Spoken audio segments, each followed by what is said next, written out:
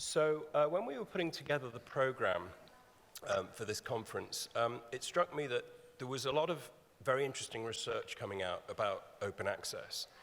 Because I think what we talk about a lot here is the how of open access, but we don't talk quite so much about the why of open access. And I think many of us probably take that for granted to some extent. But there's all sorts of very interesting work being done on open access and on how it's being received and how it's penetrating through the community and what the benefits are and all kinds of things. In fact, only yesterday, Robin Crew put up a preprint from Archive, which I'd not even seen, which looks very interesting, and I'm going to be reading later. So there's a lot of this stuff coming out. So I thought what we wanted to do is give you a bit of a snapshot of some of the things. Obviously, we can't cover the whole field, but give you a snapshot of some of the things that are going on. So we've got three panelists, each are going to speak for 15 minutes, and then we'll have a Q&A afterwards. So the first is Maurits van der Graaf, who is a management consultant with Pleiade, and he carries out various consultancy and studies for libraries, cultural institutions, and publishers. So Maurits, over to you. Thank you so much.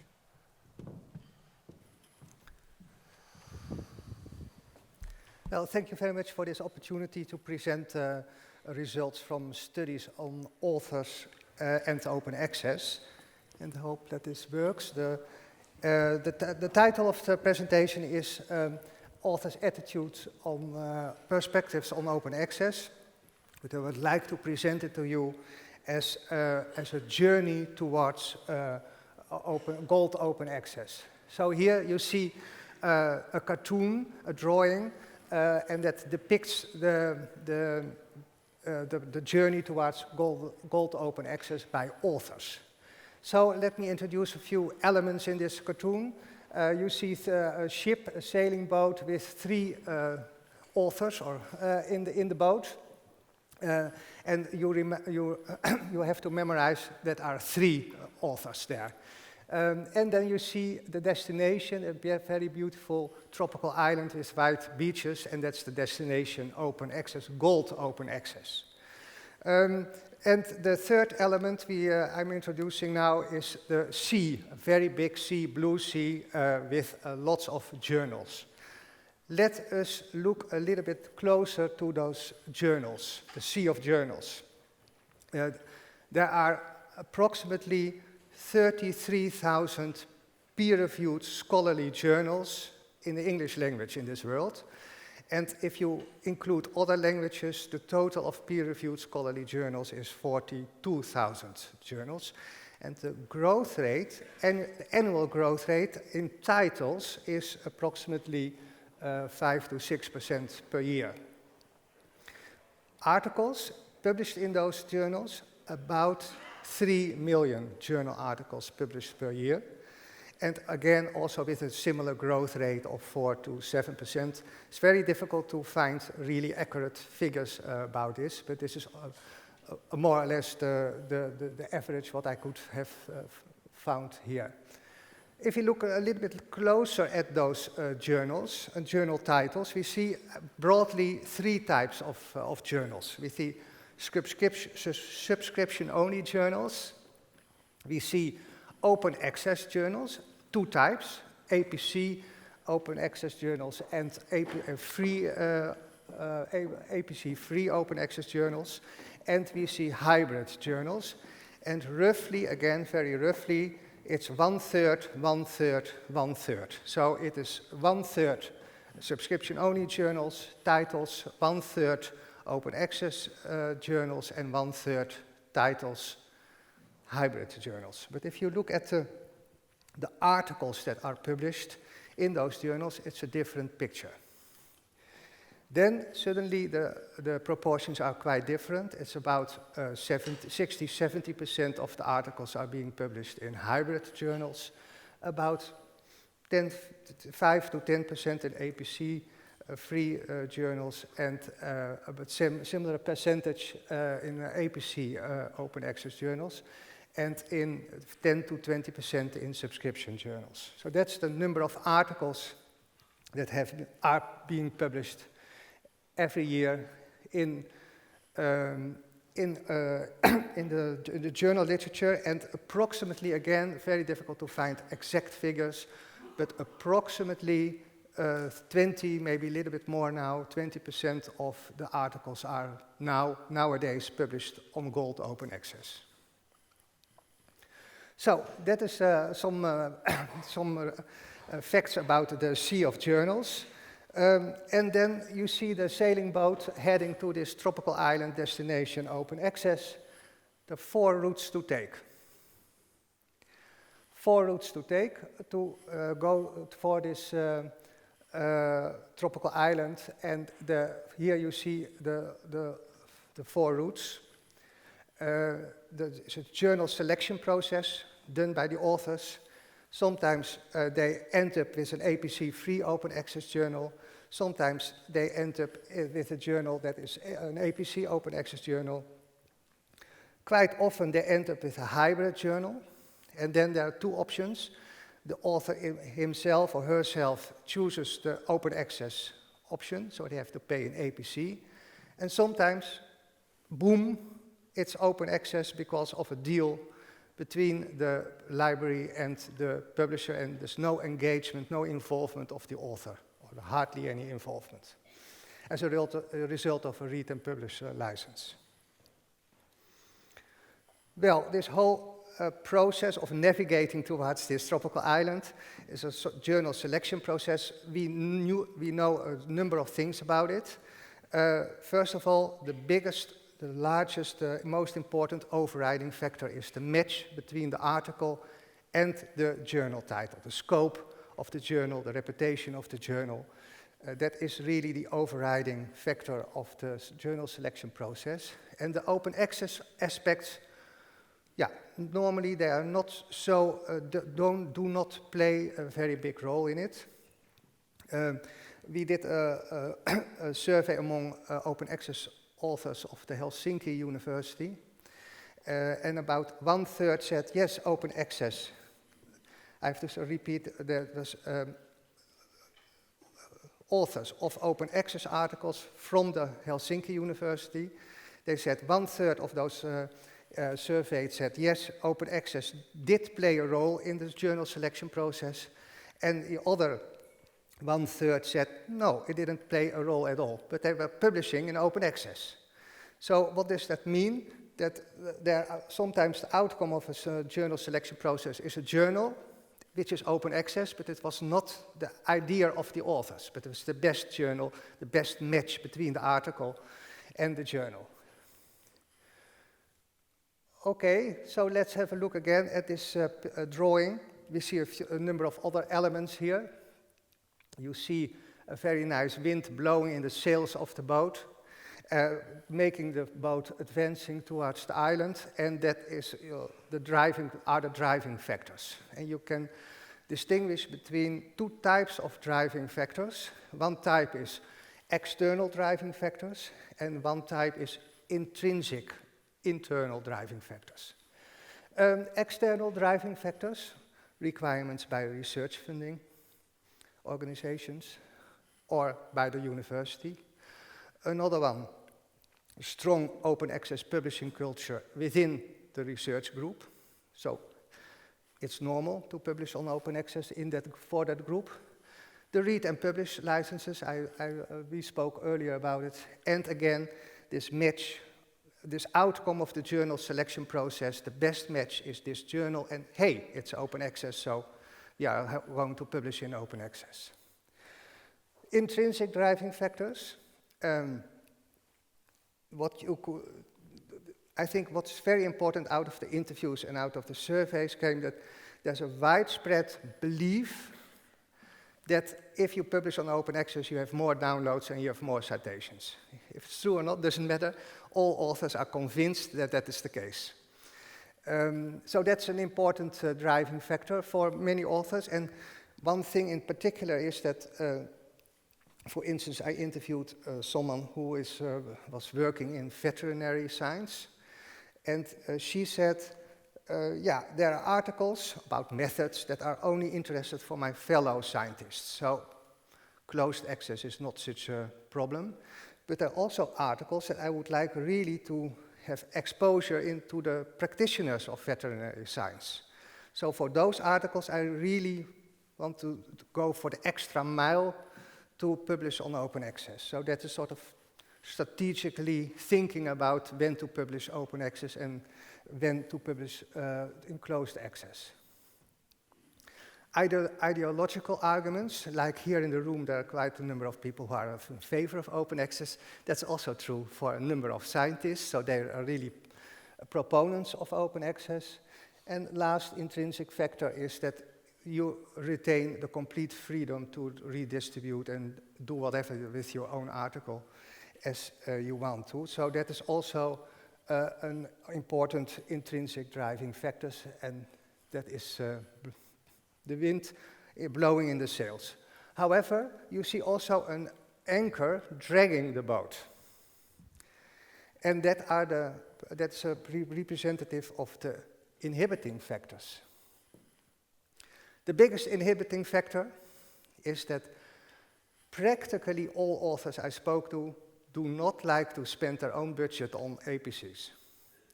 There's really a big resistance to use their own discretionary budget for paying an APC. Because, as you see here, they prefer to spend that money on research. And another author said, no funds, no open access. So it's often quite simple as that. We asked also about green open access, and I think I can say three things. Quite a number of respondents are not aware of green open access. They do not know how to submit their article in the repository of their own institute, or they are not aware there is a repository. But I think more importantly, they spent a lot of effort in publishing the article, sometimes many months of work in an article, and then publishing green open access. As you see, one quotation of a quote from a respondent, it's like a nice dish dumped on a plastic plate. So it's really seen as a lesser alternative than gold open access publishing. And from the viewpoint of the author, who wants to have a nice layout of his or her article, and from the viewpoint of the reader, because, for instance, one respondent said, you cannot find that article via PubMed. Now, you see not only a very nice tropical island, but you see also sharks and rocks in the drawing, and they are threatening the boat. And that's a representation of obstacles and irritants for the authors. Obstacles and irritants. One big irritant for the authors is that there are nearly daily emails from, I hope, predatory open access publishers. And that's one of the topics of my fellow panel member. But that is really a large, big irritant for the authors. Another thing, the more authors get experience with open access publishing, the more they see, hey, there are quite a number of different levels of APCs. So they start wondering why should I pay one time €1,000 and another time €3,000. So that is, they start to get a sort of price sensitivity, I beg your pardon, and also as a result of that, there's a sort of call for transparency of why is this open APC, so what is the background of the level of this APC? 2 minutes. Confusion. Again, there is so many open access options that they get confused. And also they don't like the administrative burden with regard to APC administrative efforts to find the funds. Okay, 4 routes to take. There are 3 types of groups of authors. We asked what-if questions during the interviews. you published in a hybrid journal. What if it was an APC, a free journal? What if there was no funds available? And based on those what if questions, we think we can distinguish in between 3 groups of authors. Supporters, they go for it, they like it, they go for the extra mile. Opportunistic authors, if it's obligatory and it's mandatory by the research funder, okay, we follow the rules, as long as there's money available, as long as the fee is compensated. And a group of authors that is completely disinterested in open access. They just don't care.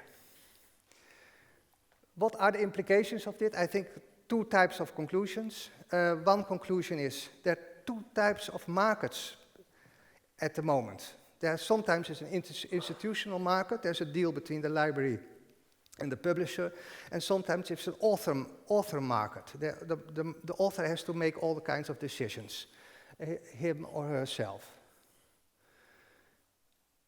And if you look at services for authors, a second conclusion, then I think you're looking for services towards authors that are empowering the authors and that are unburdening the authors. And those type of services, if you look a little bit closer to it, and that is then nearly my last sheet, Chairman, strategic implications for those author services. You have information services. It's not of interest for the supporters. They know already. It's of interest for the opportunistic authors, because they need to know what are the rules, how to publish on open access. For the disinterested people, they won't read even your information service. Financial support is of interest to the supporters and the opportunistic people, but again, not so much for the disinterested researchers. But if you go for this institutional market, the publisher deals, the read and publishing licenses, then it's also of interest for those researchers who are disinterested in open access, because they, boom, suddenly their article is on open access, and maybe they see the advantages of it. Okay, so this is based on 2 reports. A study I carried out for a knowledge exchange, paying for open access. And the other report I did together with research consulting for the publishing research consortium. Yeah, and that's the report here. And we are doing questions later, aren't we? Chairman? Okay. So that was my presentation for the moment. Thank you very much, Maurits. Okay, so our next speaker is Stephen Pinfield, who will be known to many of you. He's Professor of Information Services Management at the University of Sheffield, and he's going to be Deputy Director of the new Research on Research Institute at the university, which will be launched, I think, on Monday, is that right? And he actually set up the SHERPA initiative, which is a very important resource back in 2002 while at the University of Nottingham, and was actually SHERPA's director until 2012. So Stephen, over to you. Thank you very much, and good morning, everybody. I have to make a confession to begin with. I'm feeling ever so slightly male, pale, and stale sitting up here. So I hope you forgive me for that, and I'll try my utmost not to be too stale. I can't help the other 2. Anyway, so what I'd like to talk to you about today, I hope you'll agree, isn't too stale. It's an interesting set of findings from a new report that was actually launched yesterday. And before I go any further, let me give you the URL so you can all dive into that and stop listening to me. That might be more interesting. It's a new report that was commissioned by Knowledge Exchange and carried out by Research Consulting, with whom I worked on this.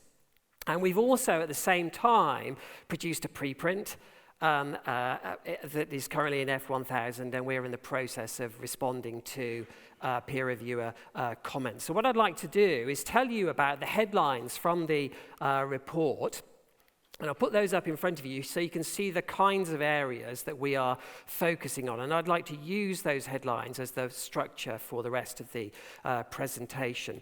First of all, to do with the main perceived advantages of preprints and the disadvantages, then to do with issues to do with discovery, and particularly the role of social media, and then also associated with responsibilities in this whole space, leading to questions of the future of the model, of the publication and dissemination model.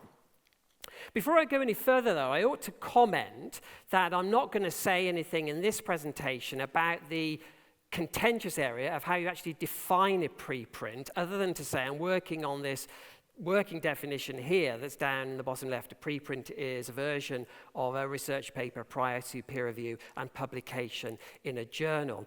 Both of the reports I've pointed at go into some detail about attempting to define a preprint. And one of the interesting areas, it's not so much the semantic discussion, it's more around the fact that a lot of the differences in definitions stem from the different ways in which preprints are valued or not in different communities.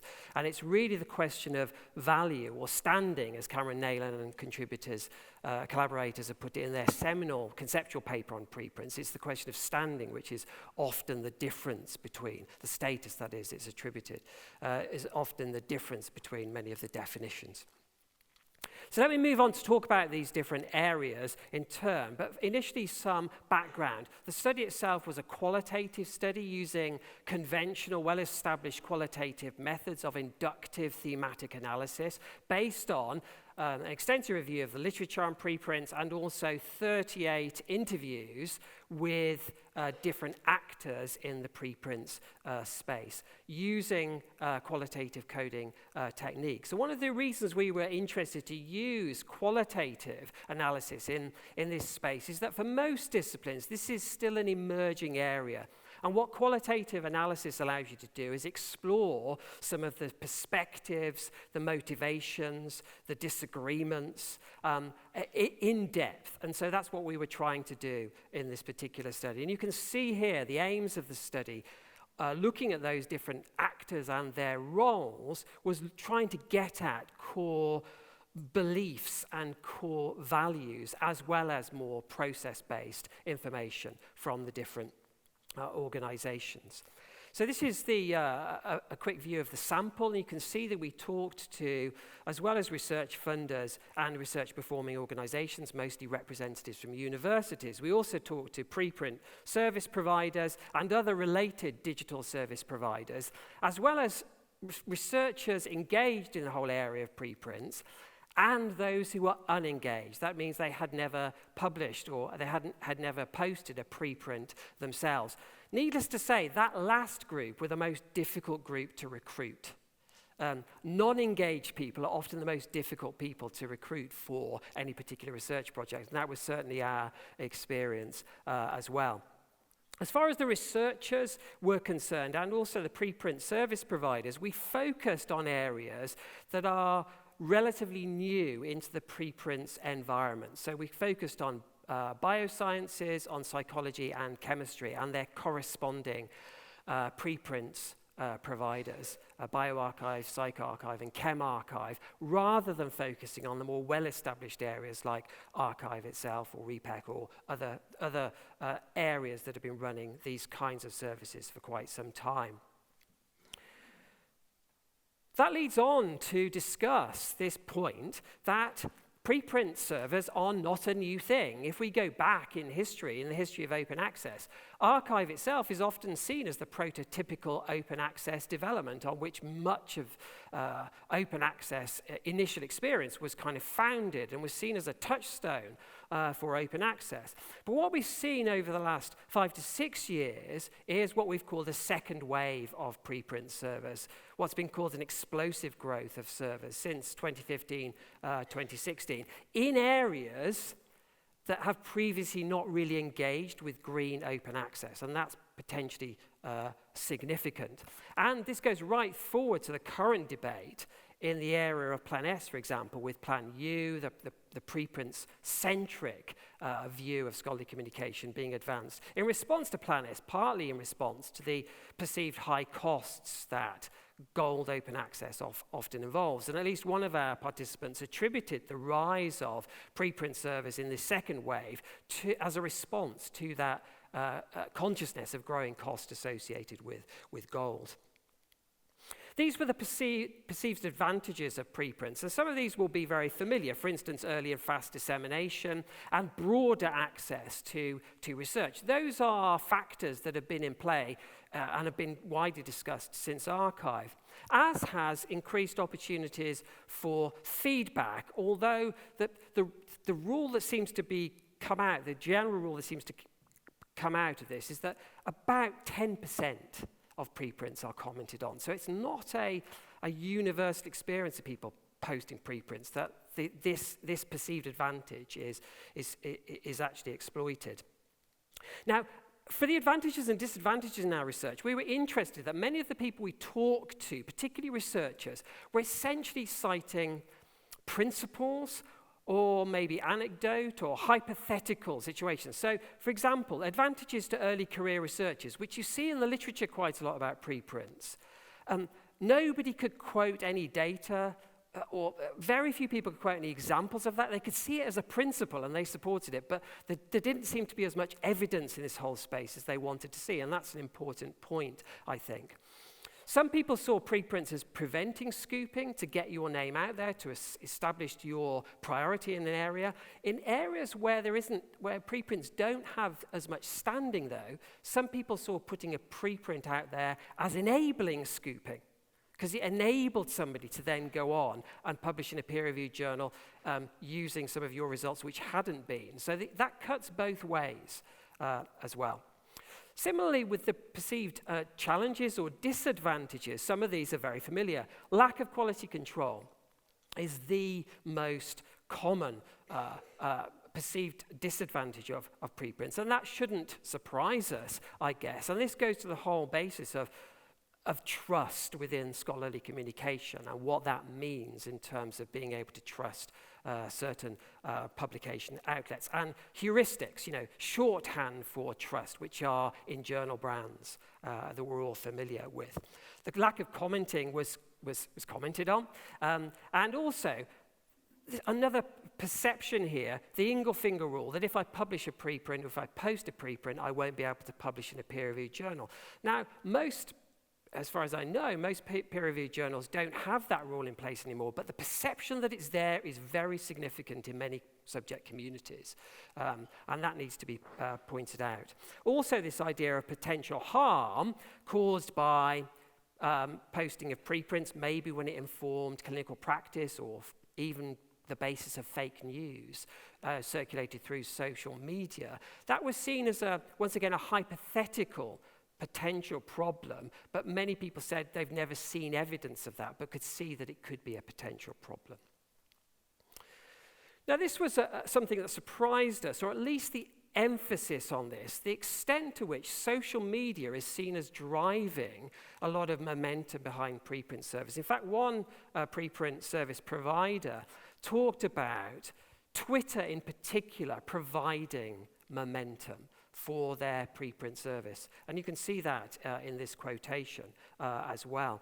This was something that was really prominent in our data from researchers in particular, the use of Twitter in particular, but other social media in general, to circulate their ideas, to find out, to actually discover other people's ideas, and to do commenting as well. And that creates interesting challenges for global scholarly communication, doesn't it? Because Twitter is not available in China, for example. So it creates a kind of a two-tier system, potentially, if Twitter has such prominence in this whole space. Another key issue that was discussed was ownership, both ownership of preprint servers themselves, or preprint services themselves, and also ownership of the posting process. Now, in the traditional model, the archive model, if you like, authors themselves are responsible for posting preprints on standalone preprint servers. But that model has been modified in various different ways, with researchers, if you like,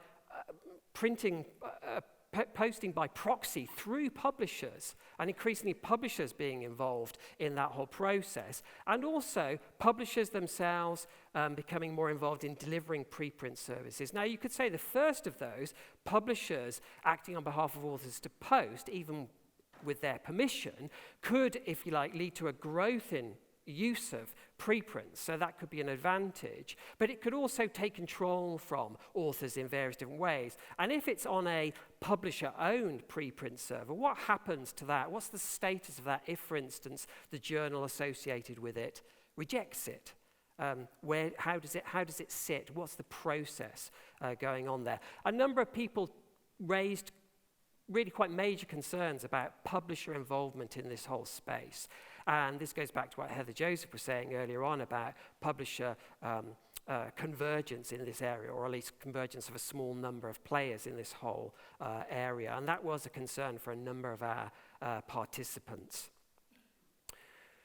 If we look at the hype cycle for this whole area, apart from a few subjects which are now at the plateau of productivity, this cycle that all or most technologies seem to go through, most preprint servers, we would suggest, are now on the technology trigger towards the hype, the peak of hype at the top there, the peak of inflated expectations. And the question is, what happens next?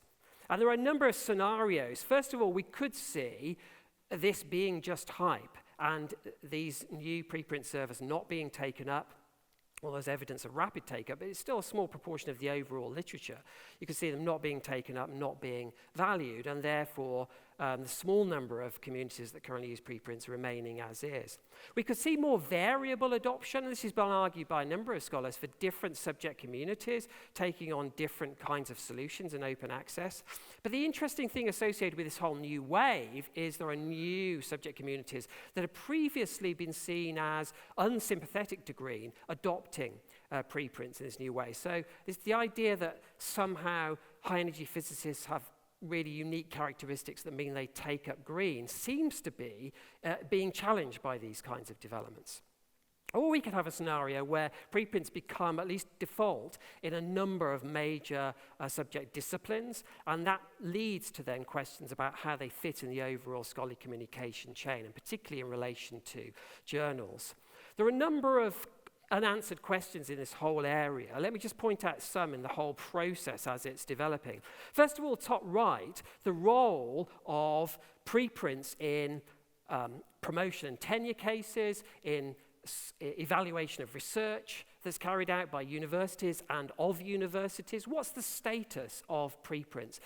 Finding out the exact status of preprints in the REF, for example, in the UK, has been quite difficult, though there has been clarification on that. But crucially, and this may apply to other evaluation exercises as well, there is a difference between what the official rules of the game are and what is done in institutions and in subject communities.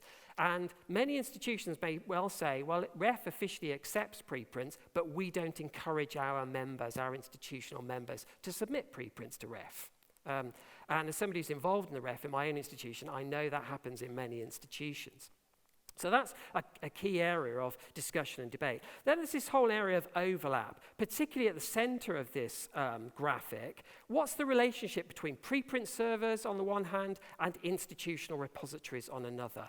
And how do they overlap? How do they interact? Or are they even competing with each other? That question was raised by our participants, and it's an unanswered one. And then that leads to the question of how preprint servers could be developed to create new models of scholarly communication, particularly around things like overlay journals, which have been promised for more than 20 years since I've been involved in open access, but we still haven't seen a significant rise in that whole area. Do we see that coming? Final slide. One of the things that qualitative research does is develop various different theoretical perspectives, develop and identify hypotheses. I'm not expecting you to be able to read what's on the right-hand side of the slide, but in the report, what we do is we identify multiple questions that need addressing in this area if we get to get development, particularly around policy. And this, because it was done for the knowledge exchange, is around focusing on policy and associated action. So the key things here are The key questions can be summarized in these 5 that I've put here. First of all, are we looking at a researcher-centric or a publisher-centric model of preprints in the future? And if a publisher-centric one, with publishers getting more and more involved in this whole area, is that acceptable to the academic community? Who controls this whole space? Is it provided by commercial publishers or others? And what are the sustainability models? Many people were quite concerned about sustainability when we talked to them about, okay, if we'd like freestanding preprint servers, but who sustains them? What's the ongoing model for that? And how can they deal with questions like infrastructure development and long-term preservation? How can we get better evidence for advantages as well as disadvantages of preprint posting? What's happening in that space? Now, actually, this year in 2019, I'm aware of at least 4 or 5 major papers, empirical papers, that have been published or at least released as preprints in this whole area. So we are beginning to develop that evidence base, but more needs to be done. And then how can awareness be raised amongst researchers? There was a great deal of shrugging of shoulders, I don't know, I'm not sure, type responses, even from researchers who are engaged with preprints, about really quite crucial issues in this whole space, about workflows, about licenses, all of those kinds of things. It's amazing what needs to be done in this whole space. And then what are the most effective pathways to provide support in terms of developing infrastructure, in terms of developing guidance and so on? That still needs to be done, at least for most disciplines. So those are the takeaway messages, the takeaway questions that we believe need to be addressed in this whole area. And we hope the report will act as a kind of baseline, as a basis for doing that, to take the policy discussion further on. And so we hope it's very useful. Thank you very much.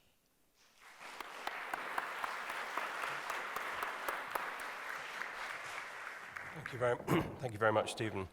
Our final panelist is Kyle Sileris. Kyle received his Ph.D. from Cornell, Department of Sociology, and is currently a research fellow at SPRU, which is the Science Policy Unit in University of Sussex. And his research focuses on predatory publishing and on the economics and sociology of open access. So over to you, Kyle. All right, thank you very much. First of all, thank you for having me, and I hope everybody's enjoying Copenhagen and having a good conference. So I'm going to be presenting some preliminary work on my research on predatory publishing, bringing some new ideas, some new empirics into what's a very hot and controversial area in the world of scholarly communication. So to start off, open access has made a whole bunch of changes to the incentives of scholarly publishing. There's lowered costs, there's new entrants, this is all great, there's new innovations, but there can be some downsides. Some of these actors are more beneficial or more positive than others.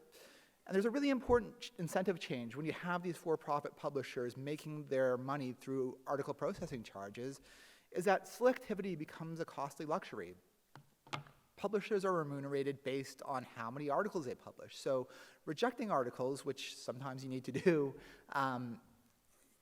there's an opportunity cost. You give up that $500, that €1,000, whatever the APC is, plus you have the administrative costs of processing articles that you reject but don't raise any revenue. So this becomes a problematic incentive for certain publishers.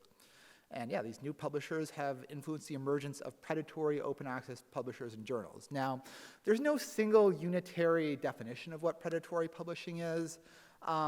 Jeffrey Beal, who's quite a controversial figure, I think this is a reasonable definition. Talking about predatory publishing, it's when publishers, they unprofessionally exploit the APC model for their own profit. Now, in response, I'm going to be a little serious, but I'm also going to be a little snarky. Here's my response to that. In this sort of a definition, does that mean that as long as you professionally exploit the author pays model, that's academically, morally, ethically acceptable? Hold that thought. That's something I kind of want to, a general idea I want to keep returning to. Clark and Smith have another kind of similar definition of predatory publishing. It's when publishers take large fees without providing good value for the large fees they take. Another thing worth mentioning is empirical research thus far on predatory publishing or illegitimate journals has found that authors in developing countries, working in universities in World Bank, low-income countries, are overrepresented in these journals. And there's a bit of truth to that. Having said that, yes, developing countries are overrepresented in predatory journals, but they're hardly alone. I mean, there's recent research out of the University of Ottawa that shows Ivy League schools, developed nations are also being bit by predatory journals. Another detail also worth mentioning is predatory might not be the best term to describe what's going on here. In some cases, authors know exactly what they're doing when they submit something to a non-selective journal or something that will publish anything for an APC. So you have kind of a variety both in demographics, but also in the motivation and what the authors are doing. In some cases, the authors are quite well-meaning. I want to do something open access. They might be just learning about OA publishing, and they make a naive decision to submit to a journal that looks like it was legitimate. But regardless, there's great heterogeneity in this field. So I'll take you on a bit of a tour. At worst, I mean, this is what predatory journals are like. And I love dogs, but they should not be serving on the editorial boards of medical journals. Here we have another case. I don't know if you see a problem with this supposedly legitimate psychiatry journal. And it's still up there, at least when I last looked. Here's another case. This article was accepted. They didn't pay the $500 to get it published, but it's obvious there's no peer review going on here. Now I'm going to move up a little bit, and I'm sorry to pick on these edu people. I looked them up. They're run out of an office building, at least in theory, in suburban Toronto next to a gym. In some cases, there's a P.O. box, and then there's where the journal actually exists. But here's kind of a publisher. There are no dogs on the editorial board, but it's still on the Cabell's blacklist. It was on Beale's blacklist. Has kind of a general world journal of social science. That's often a tactic that predatory publishers like to use because they're trying to cast as wide a net as possible to attract as many people as possible. I'm going to move on to, this is a bit more of a difficult situation. It's kind of I'd argue a heart-rending situation. This is a publisher called Academic Journals. They had offices, or they still have offices, in Nigeria and Ghana. And it was founded, and it was doing reasonably well. And then Jeffrey Beale put them on his blacklist, and they appealed. And even Beale said, okay, this might have been a little harsh, but I'm not taking you off the blacklist. And as a result of being on that blacklist, it was a catastrophe. Several editors resigned, manuscripts declined, the quality of manuscripts they received declined. Lots of people withdrew because they knew if it's on Beale's blacklist with that kind of public censure, that would hurt their reputation, their other universities. And so the journal downsizes, and then, yeah, you have great downsizing of the journal. I mention this up because blacklisting can be a self-fulfilling prophecy. This journal, it might not have been the greatest publisher in the world, but it seemed to be making positive progress, but then it's blacklisted, and then it suddenly does become a very illegitimate publisher, cheaply run, doesn't offer a lot of resources. So that's one way to make a journal predatory or a publisher predatory. Tell the world they're predatory. It can be a self-fulfilling prophecy. Now I'm going to get a little bit more controversial here, so please don't get too mad at me. But now I'm going to talk about gray, borderline publishers. Publishers that have questionable legitimacy, and Frontiers is doing okay for themselves, so that's why I put them up there. But I'd imagine in this room there's probably great heterogeneity in what people think of Frontiers. I've been in national funding meetings where there's people arguing passionately for Frontiers as an innovative new open access publisher, and also people on the other side arguing that it was the epitome of all that's wrong with open access. And the term I kind of came up with these journals that aren't necessarily on a blacklist, but still raise some eyebrows with some people that have kind of contested or unsure legitimacy, I call them gray journals. So gray journal coming from the idea that you have the blacklist and you have the whitelist, and then you have some journals or publishers that are kind of in between. And there's also many different ways to be gray. There's many different shades of gray. There's lots of ways to have ambiguous legitimacy in scientific publishing. So I want to put out that lacking legitimacy, which new publishers, new entrants to the market, new journals, new fields often face, it's not quite the same thing as having contentious legitimacy when people know who you are, but there's, shall we say, differences in opinion regarding your merits. Of course, newness and familiarity. There's previous histories of controversy. Sometimes certain publishers, they get a bad reputation at first, and it's hard for them to shake over time. You have situations where you have journals that, or publishers that have their journals in Scopus or the Web of Science, but not in other databases, and then you have publishers that have partial coverage. Once again, this is kind of another shade of gray when people are trying to evaluate the legitimacy or merit of journals. And then you have journals that have minor violations. It's not the greatest journal or publisher in the world, but are a few scratches or a few imperfections. Are they really disqualifying? And something else from the organization theory literature I want to add is, there's a niche for this, kind of down market but still legitimate. Straddling categories of legitimacy and illegitimacy, it can be a profitable niche and also a path to upward mobility.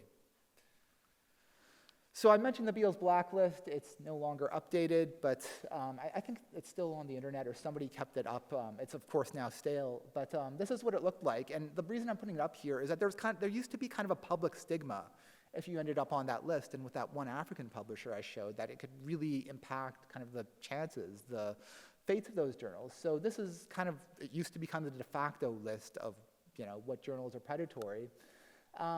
Certain publishers, especially Frontiers, and also MDPI, were quite unhappy when they were placed on Beals' list. The term reactivity is a sociological term, is when actors who are being evaluated, who are being ranked, change their behaviors in response to being ranked or being put on a list. And they basically, for better or worse, were able to get Beal to basically quit updating his list. He's retired now. He's relatively cranky in retirement. But the point is, there's some give and take here who ends up on these lists, and some publishers have the resources to either fight for themselves or to jump through the hoops they need to avoid being stuck with this predatory label. So this is a tables list. You have to pay, in some cases, a handsome fee to access it. So you kind of remove that public censure, that public stigma of predatory publishing. Here I just give an example. So unlike Beal, who was doing his blacklist kind of on his own gut instincts, which was problematic because he clearly had some biases, what they try to do is have a systematic coding rubric. Now, it's not necessarily perfect. It doesn't mean that we should be looking at it uncritically. But the point is they're trying to do it empirically. They're trying to do things by rules, bureaucratically. So in theory, personal opinions, personal politicking should not necessarily affect these outcomes. And here you see like these various different journals. They list the publisher. They list the number of violations. They have a list of about 63 violations that a journal could possibly have. And I'll talk more about this shortly. But there's a whole different bunch of ways that journals or publishers can kind of breach scientific conventions or accepted scientific conventions with their publishing. So I empirically analyzed this. When I did, there were about 11,450 journals on the Cabell's blacklist. And here you see kind of a bit of a bell curve where you have different numbers of violations. Some journals had more violations than others. 7 violations is a particularly common outcome. But the point is with this slide and with the next one is that there's different degrees of predation. Here I took every publisher on the Cabell's blacklist that had at least 20 journals on the blacklist. And here you see kind of the varying degrees of predation. On the left you have journals with a lot of violations and a lot of severe violations. And something else I should mention, the Cabell's blacklist differentiates its violations, kind of like, in the Bible you have mortal and venial sins. In the law you have felonies and misdemeanors. Here they distinguish between severe violations, moderate violations, and minor violations.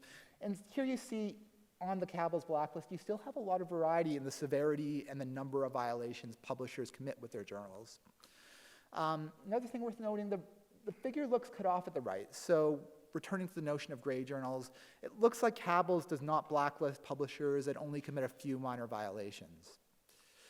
And then, yeah, they admit they publish kind of a de facto gray list of 50,000 journals that are not on its white list, that they don't endorse, either because they haven't gotten to them yet or they're reluctant to endorse them, but they're not going to put them on the blacklist either. So once again, you have this notion of gray. You have the obviously predatory, the moderately predatory, and then you kind of have this gray area where we aren't necessarily sure what to make of them.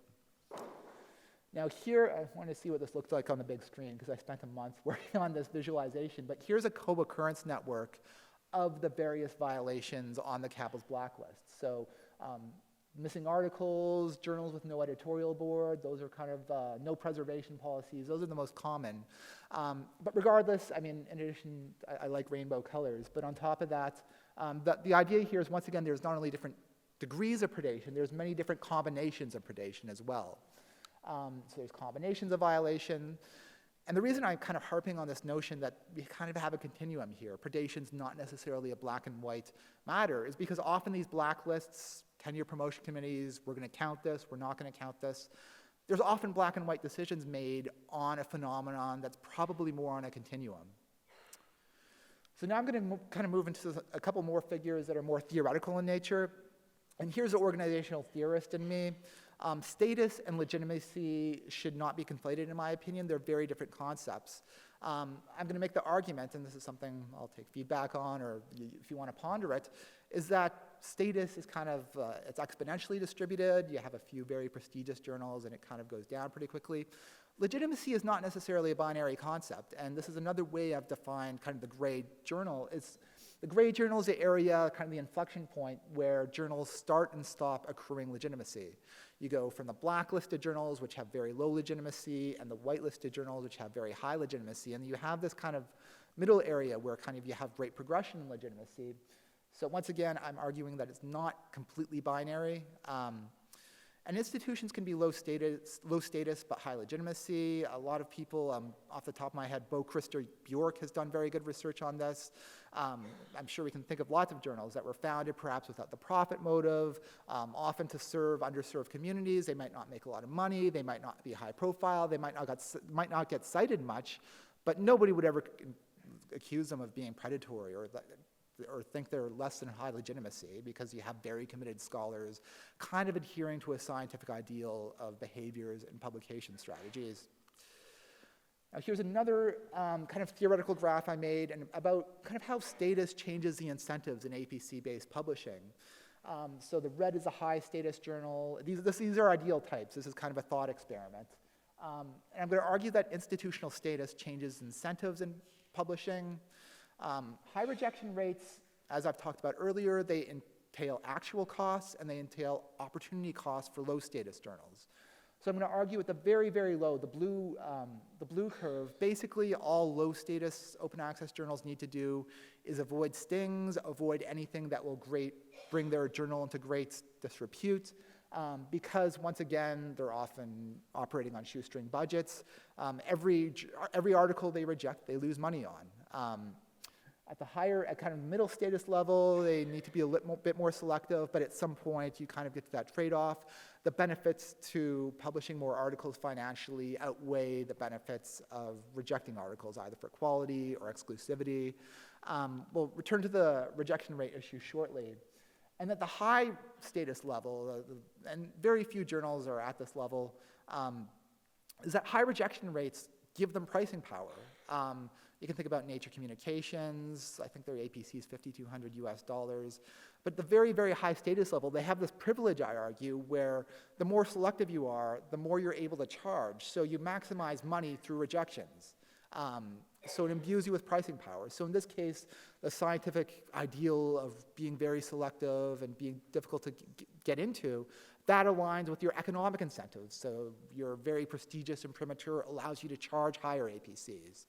So that's a privilege, I'd argue, high status publishers and journals enjoy in the APC publishing world, whereas low status journals have this kind of predatory incentive where they lose money by being selective. So I want to turn this around a little bit and talk about, okay, the predatory term gets often applied to lower status publishers and actors when they make money, but we might not like it when Elsevier or whatever big publisher makes a lot of money off of science, but we wouldn't ever call their journals predatory. And here's kind of a notion. This is either prescient or, scary. Delta think. I mean, they could. They say, down the road, somebody will pay 10 grand or 25 grand to publish in Nature or Science. Kind of getting on this notion that high prestige journals, you can charge a lot. Demand is very inelastic for that. And here's the former president or vice president of Springer. He says outright, in the end, the price is what the market wants to pay for it. And I think wants is kind of the operative word there. there's things, as an economic sociologist, there's things in the world, insulin, HIV drugs, children, these sorts of things. It's kind of gauche to apply a strict market logic to it. And then something else to ponder is, okay, science, to what degree should kind of a harsh market logic be applied to that, especially when you have issues with monopoly power and pricing with high prestige journals. And once again, as an economic sociologist, I have to point out that the social acceptability of profit-seeking behavior contextually varies.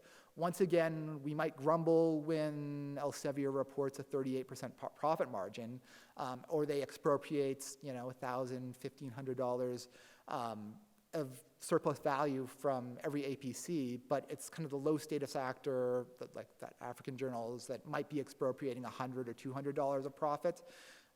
We're calling that predatory, but the high status, the perhaps more lucrative, profit is seen as legitimate. And I'm not necessarily saying that high status journals, their profits are illegitimate, but it's something worth thinking about, that we're holding high and low status profits to different standards. Something else worth mentioning, 2 minutes. Okay, here's Scientific African, new journal, new open access journal for Africa. Elsevier is likely losing money off it. I think it's a $200 APC. But this is a very interesting tweet where they're saying, okay, trustworthy publishers, that's what we are. And yeah, no doubt Elsevier publishes a lot of very good journals. But what they're doing here is they're segmenting the market. And something else worth thinking about, okay, they founded this new journal, which I think is a great opportunity for African researchers, but are they being altruistic, perhaps doing some corporate social responsibility, or are they just trying to establish a foothold in a potentially upward mobile market? I mean, Africa has great potential for the future. So it's something we're thinking about. It might be a little of both. So discussion, I'm gonna skip that part. I want to ponder and throw out there, what's legitimate acceptance rate? If you have these soundness-only peer-reviewed journals, in theory, PLOS One scientific reports, if your article is scientifically sound, it will be accepted in theory. But some of these journals have higher acceptance rates than that, which then kind of raises your eyebrows and wonder, okay, to what degree do acceptance rates become unacceptable? And I realize there's many different philosophies on that. But once again, it's something I want to ponder and want to suggest you might ponder as well. So in conclusion, what we call predation and legitimacy, it's based on a mix of academic and economic legitimacy. Legitimacy is not necessarily binary. I'm arguing, even though there's often black and white decisions made about predation, it should be understood as on a continuum, which my empirical results suggest. And once again, kind of a philosophical question for you to ponder is, where should we draw the line between the legitimate and illegitimate? What properties of scientific journals or scientific publishers should make them legitimate or illegitimate? That's a conversation that I think we need to have collectively. And yeah, as over the next 10 years, with Plan S, as open access becomes more important, more prevalent, we have these new entrants, we have these new innovations in the publishing world. Defining what is legitimate is going to be contested with people with very different academic interests, and this is going to be fiercely contested. So perhaps we'll start the conversation here. So thank you very much.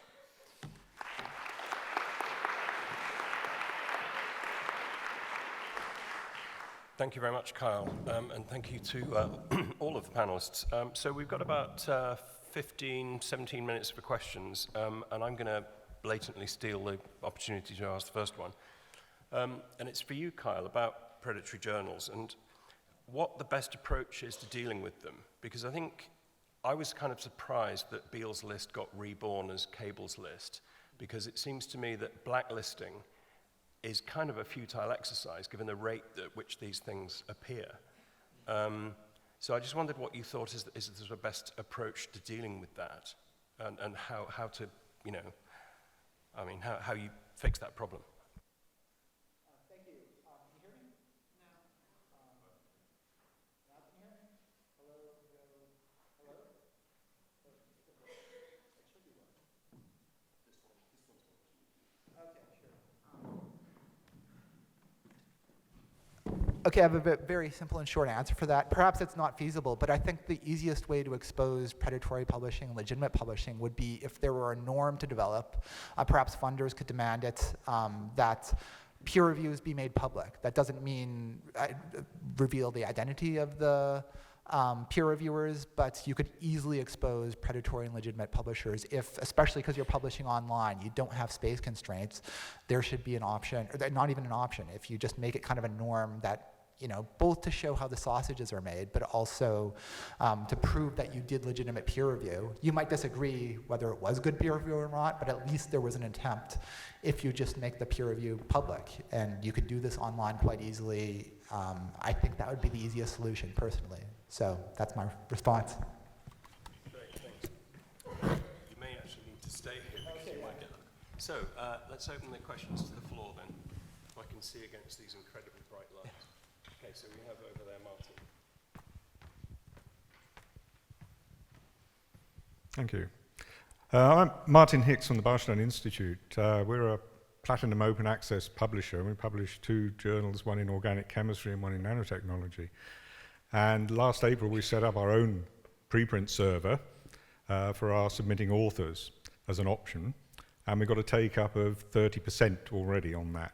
So I'd like to ask the panel how they see the scholarly communication paradigm developing over the years, bearing in mind the sort of triumvirate of journals, preprints, and open data. I think probably, yes. Or Stephen. Do you want me to go first? Yeah, why don't you go? Okay. Can I just ask a question back in relation to that? Hello. Can you lean into the mics a bit more on the I think it's not panel? switched on. If you just, yeah. Okay, is that better? Can I just ask a question back in relation to that? Is the preprint server you're talking about set up in relation to a journal so that when they submit to a journal, they have their work released as a preprint? Am I reading that correctly? Yeah. Yes. Yes. What happens if the journal rejects the paper? It's still a preprint. It's still a preprint, but it's then associated initially with that journal and they can submit it elsewhere? Correct. Okay, but it's still sitting on your journal's preprint server. The issue there is about what the status of that preprint is, and that's not something I'm drawing attention to. It's something that a number of people have pointed out, that it's a rather odd situation if it's sitting on one journal's preprint server and you're submitting it to another, and authors feel uncomfortable or just don't understand that kind of situation. So that's a very specific remark, but it's one that came up in relation to our research, in relation to journal-related, or at least publisher-related preprint servers that hasn't been fully resolved yet. On the other hand, it's positive there is take-up of that, and I'm guessing that the frustration that we heard in the research that we undertook around the length of time it takes from submission through to publication in many peer-reviewed journals, although that does vary from publisher to publisher, journal to journal, discipline to discipline. But nevertheless, there is significant frustration with that. The preprints solution, or the preprints initiative provides some kind of solution to that. The whole infrastructure, I think, is a really interesting question, though, because if you do get preprints starting to become mainstream, as our report indicates, as a number of the participants we talked to pointed out, the whole nature of the scholarly communication system comes under scrutiny because the role that journals play in dissemination is now largely taken over by other service providers, and so the role starts to look more like a quality control, quality validation kind of service, and the whole notion of overlay journals starts to come out of that. So that the whole thing, it actually becomes really interesting and fluid. But we're dealing in an environment which is really has the status quo bias really built into it in terms of incentives and behaviours in the academic community. So it's sometimes difficult to see how that movement is created. And that's partly the space that we were trying to talk into in our policy environment, in our policy report. But a lot of questions still need to be answered. Thank you. Any more questions? We have a question. Okay, over there. My name is Margot Barguer. I'm from a university press in Germany, and I'm also working at a library, meaning I'm responsible for publishing services, including publication fund. So what Kyle just mentioned and what Stephen just mentioned brings me both to the thought. So we have to, for instance, identify what is predatory, maybe it's unethical, maybe it's unprofessional publishing behavior, and then we see the blurring of what is a journal, what is a preprint, and all these, obviously we are moving in a ever-growing complex world, and I'm asking myself, are we ready to define new standards of scholarly publishing, and are we, for instance, here at OASPA, the right group of people to say we need to talk about standards, because obviously our old standards of saying this is a good journal, this is a bad journal, this is a real publication and a preprint is not a real publication, obviously we need to rethink these categories and standards. I think that's a really good way of putting it. I guess my only response to that is that technology tends to move faster than laws and social norms. And I think you're right, we need to have these conversations.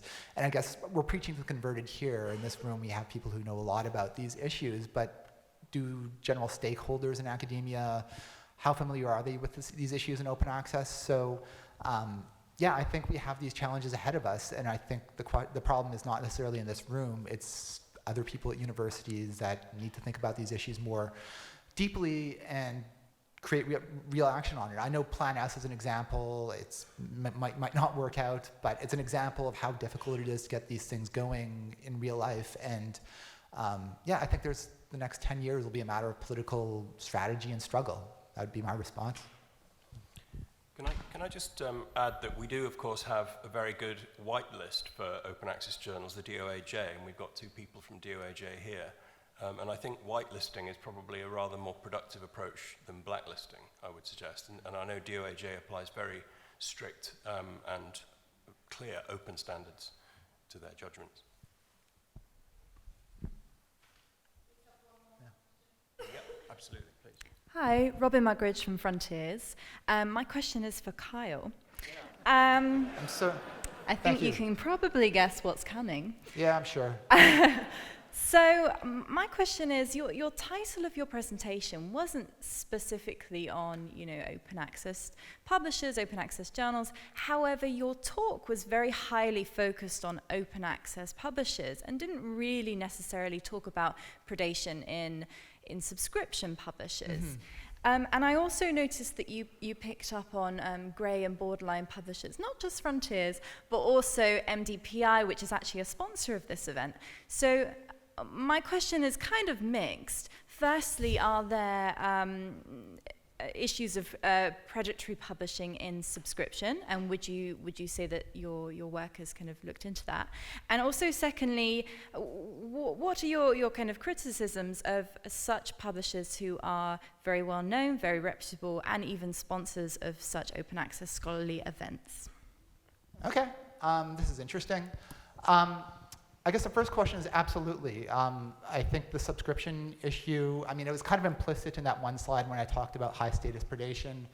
But yeah, you think about these big deals. A colleague of mine, Vincent Rivière, has been doing research on how downloaded various subscription journals are in university libraries.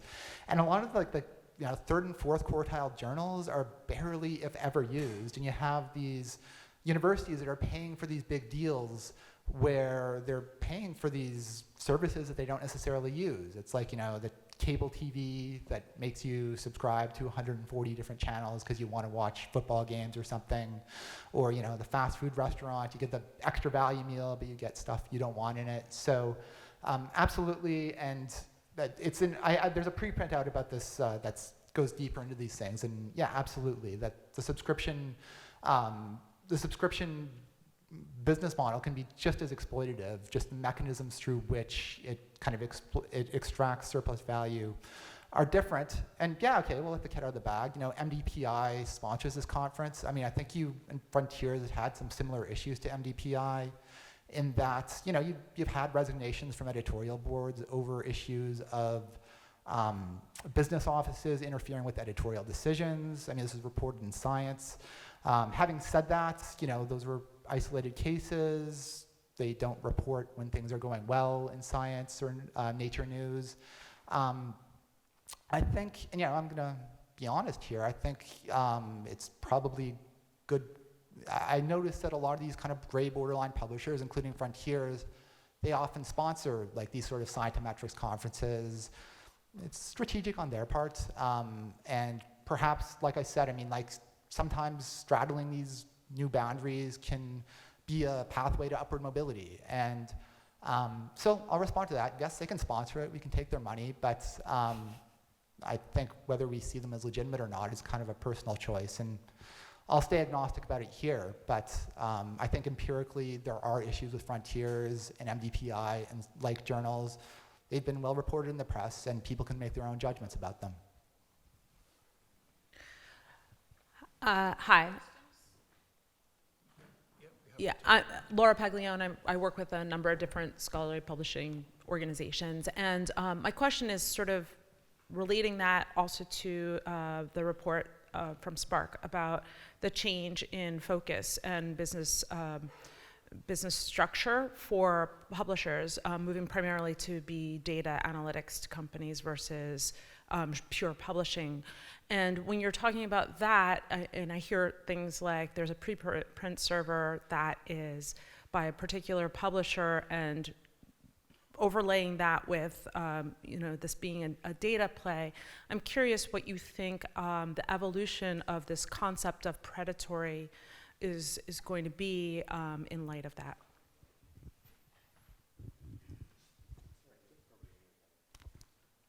Could you repeat that question? I'm not sure I got.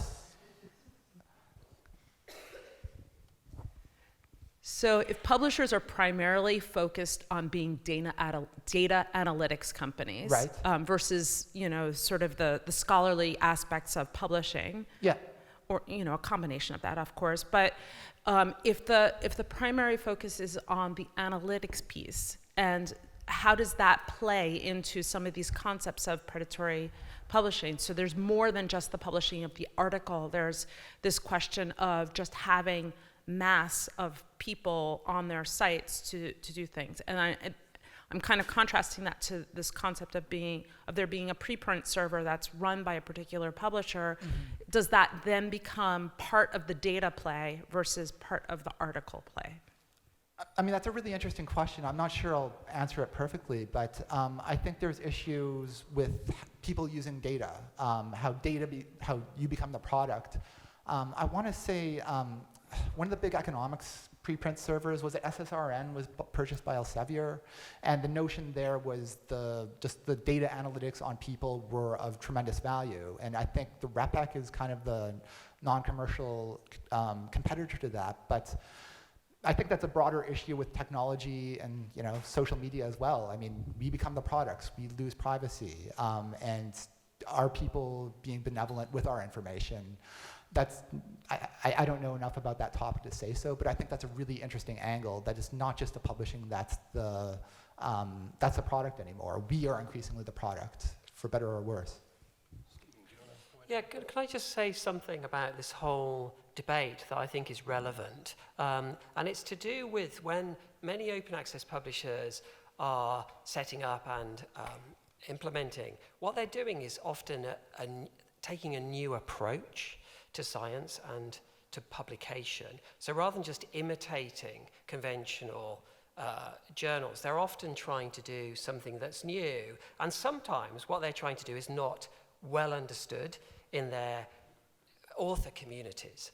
And so some of the controversy, I did a project study in megajournals, some of the controversy in that whole area, for example, is quite obviously because authors, and in some cases reviewers, did not understand the soundness-only model that megajournal publishers were trying to implement. In fact, our research showed we did a large-scale survey of authors. 2/3 of authors, quite clearly, who had submitted and published in megajournals, thought their work was being assessed for significance and novelty, for example. Those are authors in those journals, 2/3. Now, and we also talked to reviewers and editors, section editors. Even some of them didn't understand the soundness only model. So reviewers were being asked to assess according to soundness only, and their review was saying this makes a novel and significant contribution to X and Y.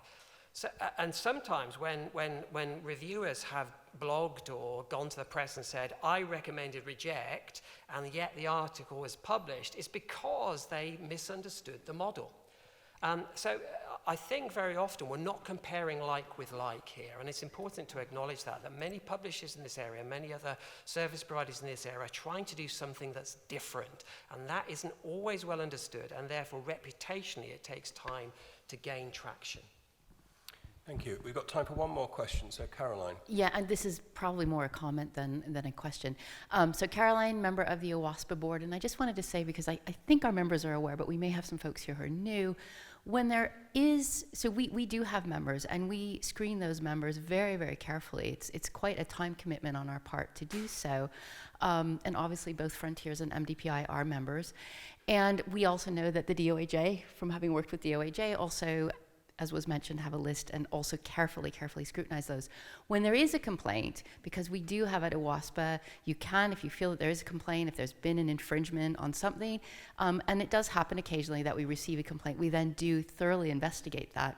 And what we're really looking at, because like Stephen said, sometimes you're trying to do something different. What we're trying to get at the heart of that as well is there some type of systemic incorrectness going on here, either intentionally or unintentionally, because there's also humans involved there, and sometimes there's been things that the editors themselves haven't quite picked up on, even though the publisher's communicating. And so sometimes these processes, when we do that, do result in some changes being made, but where it's not because we think that this publisher has been specifically trying to dupe the public and to do an improper job. So I just wanted to say, I think that probably other publishers know that we do run that, but I'm not sure that the scientific community broadly probably do understand that we actually have that mechanism in place to review those publishers. Thank you, Caroline. Anyone want to make any final comments? If not, then I'd like to just thank all the panelists. Thank you very much.